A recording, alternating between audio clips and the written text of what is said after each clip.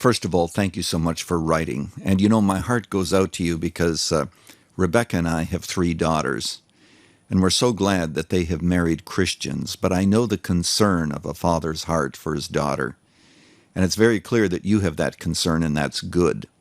Furthermore, there's something else that I'm optimistic about, and that is that you seem to have a good relationship with your daughter.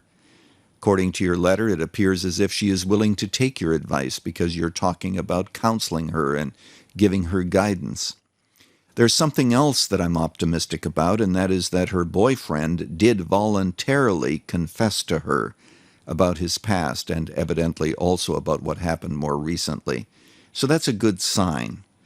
It shows that he wasn't willing to hide this, but he was willing to get it out in the open. But having said all that, I think it is very important that he go for counsel and have accountability. The kind of struggle that you are talking about is a lifelong struggle.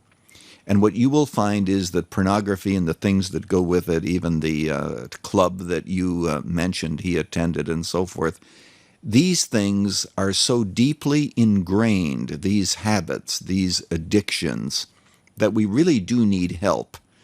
And I think that your future son-in-law, if your daughter were to marry him, really needs that kind of help. He needs to go to a pastor.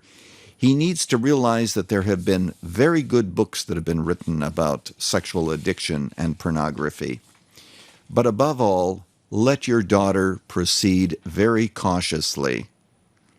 I don't like what I'm hearing. But at the same time, I'm not in a position, since I don't know them, I'm not in a position to say that this relationship shouldn't continue. I am in a position to say that when it continues, that young man needs accountability. He needs to prove his honesty. And if he doesn't deal with this in a satisfactory way, if your daughter were to marry him, there would be future repercussions. It's amazing how that our sins of our youth sometimes pop up later in life. So my prayers and heart go out to you. Seek God. Seek counsel.